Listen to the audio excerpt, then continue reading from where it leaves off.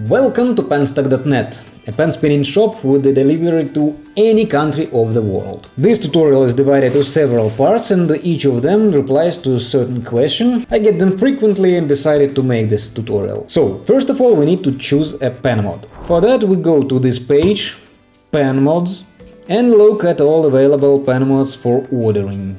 Here you see prices.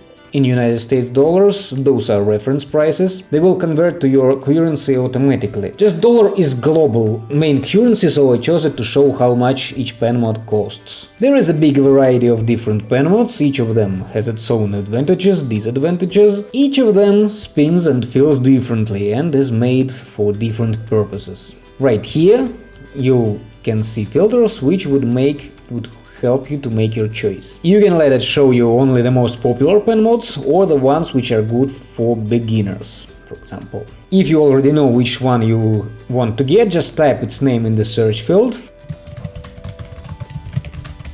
If it is in stock, you will see your pen mod. Okay, let's check this checkbox and click show. Now you can pick up any of these pen mods and choose color.